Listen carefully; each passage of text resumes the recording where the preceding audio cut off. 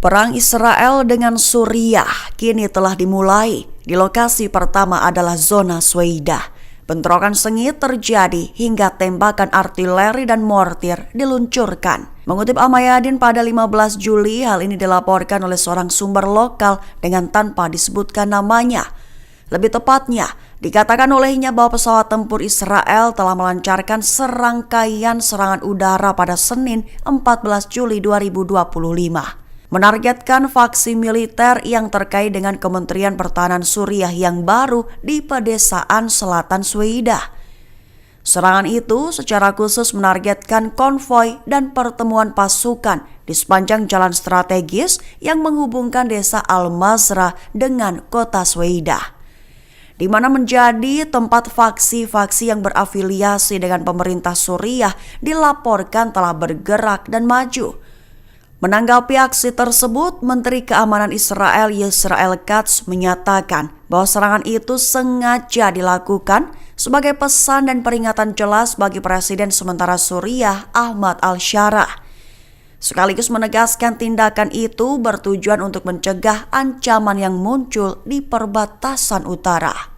Menteri Luar Negeri Iran Abbas Araghchi memperingatkan Perdana Menteri Israel Benyamin Netanyahu, menegaskan bahwa pihaknya telah melatih lebih dari 100 pasukan elit khusus untuk melakukan misi penting. Mengutip Tasnim pada 15 Juli, peringatan ini dilontarkan Araghchi lantaran Netanyahu menuntut Iran menghentikan produksi rudal berjangkau 480 km.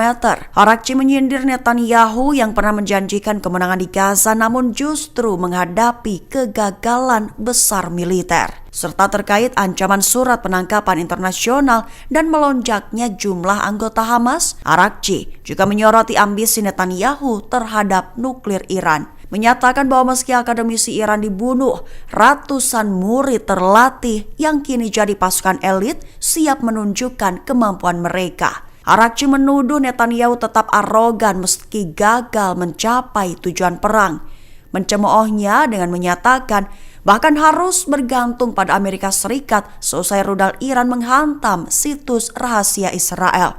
Tak sebatas itu, ia juga mempertanyakan sikap Netanyahu yang mendikte Amerika Serikat soal perundingan nuklir dan menyindir adanya pengaruh Mossad di Gedung Putih.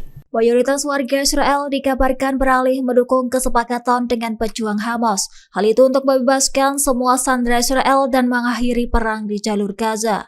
Sementara itu, desakan agar Perdana Menteri Israel Benjamin Netanyahu mundur juga menguat. Sebanyak 74% responden di Israel mendukung pejuang Hamas untuk mengakhiri perang di Gaza. Dikutip dari Kompas.com, hasil ini terungkap dalam jajak pendapat warga Zionis pada Jumat 11 Juli. Sementara itu, tekanan terhadap Netanyahu kian meningkat setelah ribuan orang turun ke jalan menuntut segera dihentikannya serangan militer di Gaza. Mereka menilai pertempuran yang berkepanjangan hanya memperburuk kondisi ekonomi dan memperbesar penderitaan kedua negara tersebut. Warga Israel juga membawa poster bertuliskan seruan perdamaian dan tuntutan pembebasan semua sandera tanpa syarat. Bahkan suasana protes semakin memanas. Hal itu terjadi ketika warga Zionis menyebut kebijakan Netanyahu lebih mementingkan kepentingan politik ketimbang keselamatan rakyat. Selain itu, seruan untuk mencari jalan damai dengan Hamas kian menggema di berbagai kota besar Israel.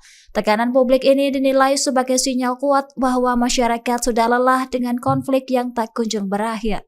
Pada Senin 14 Juli 2025, media Israel mengungkap jumlah kematian dan kerugian yang dialami tentara Israel.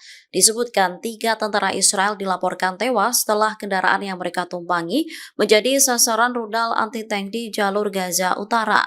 Tanya tewas, 3 tentara lainnya juga mengalami luka-luka.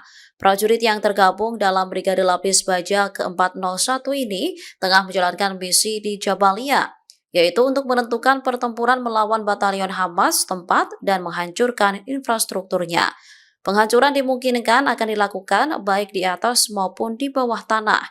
Media Israel juga melaporkan tewasnya sejumlah IDF yang terlibat bentrok dengan perlawanan di Palestina Hamas minggu lalu. Disebutkan ada 10 tentara dari unit elit tentara pendudukan yang tewas dalam operasi yang sedang berlangsung di jalur Gaza. Dengan demikian, jumlah korban tewas di pihak tentara sejak dimulainya kembali pertempuran di jalur Gaza Maret lalu menjadi 43 orang. Sementara jumlah tentara Israel yang tewas sejak dimulainya operasi darat di jalur Gaza telah mencapai 451 orang. Tanya itu, total kerugian militer sejak pecahnya perang telah mencapai 893.